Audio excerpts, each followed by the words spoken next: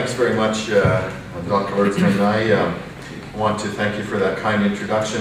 I was talking with the Dean just before coming over, and it's rather interesting that the Dean would start his opening comments with saying, what's a business school doing sponsoring a water conference, and I guess someone could also ask, what's a BCom graduate doing being Minister of Environment. But the fact of the matter is that that the environment and the degree to which we protect the environment is very much part of and critical in our ability not only to do business but to enjoy any kind of a reasonable way of life. And I think that if nothing else, that's something that all Albertans aspire to is to A, protect their environment, and B, provide for a reasonable way of life, enjoying the fruits of their success, but at the same time ensuring that they leave a legacy to future generations that they can be proud of.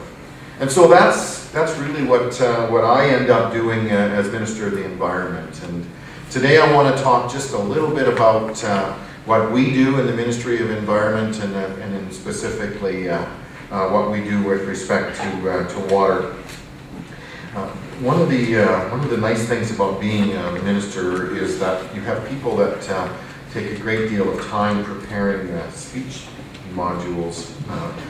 Unfortunately, sometimes there's a disconnect between the minister and the speech writers, and oftentimes these wonderful modules kind of get left beside while I pontificate at great length. And I'm afraid that's probably what we're going to be doing this morning, if only because this is a speech that I think someone must have assumed I had about an hour and a half. I went through it this morning. There's a lot of great information in there, but I'm not going to have time in the next 20 or 25 minutes to cover it all, and I do want to leave some time for a Q&A afterwards. So with apologies to whoever it was that spent a lot of time writing this speech, it's a little too long. And so we're going to cover some areas that I think that you'll be interested in, and I know that I'm interested in, and that's the whole issue of water and water for life. The water for life mantra that we see on the screen behind me is something that the government of Alberta adopted back in 2003, and at that time, it was recognized by the then minister, interestingly enough, ironically perhaps, also an MLA from southeastern Alberta, from the area where I live, Dr. Lauren Taylor, who also is an alumni of the University of Calgary, recognizing that water really is the basis for virtually everything that we do.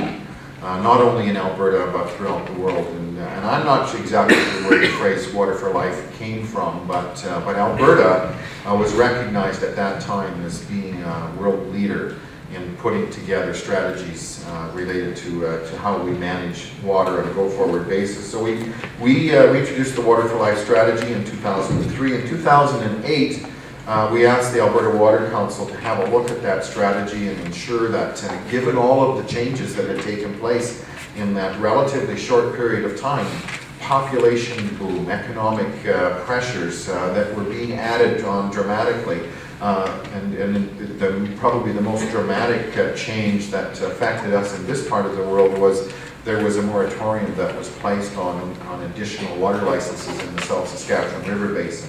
So given all of these pressures, additional pressures that had ensued over the 3 years since the first inception of the program, we asked the Water Council to have a look at the Water for Life strategy and determine whether or not the strategy and the goals that were outlined still remain valid. And they came back with a report that resulted in the renewed Water for Life strategy in 2008. And essentially what they said is, yes, the Water for Life strategy remains valid.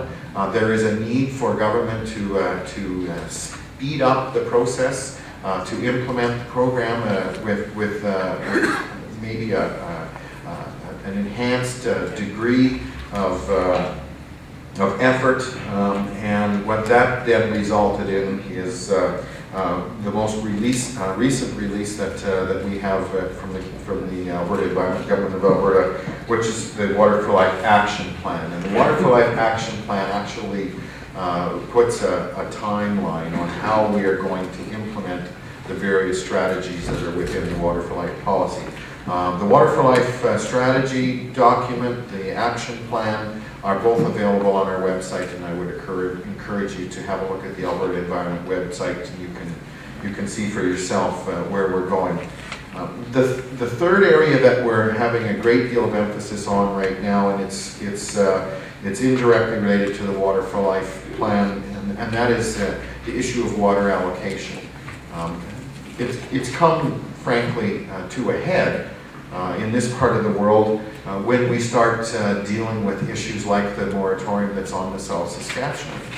For 100-year plus history of Alberta, it's never been an issue.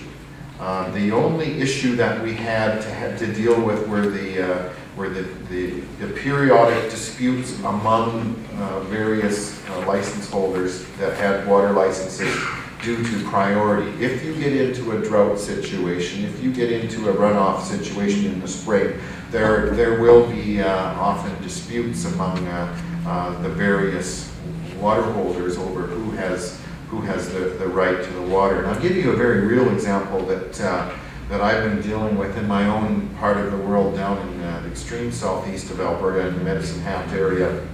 We have a very, very small watershed that sees water flowing north out of the Cypress Hills into southern Alberta. The majority of the water from the Cypress Hills tends to flow south, and it's actually part of the international treaty that we have with Montana. But there is a small portion of the water coming out of the Cypress Hills that actually flows north. And it actually, some of it comes out of Elkwater Lake, and there is a weir at one end of the lake to control the level. But some of others is just natural flow.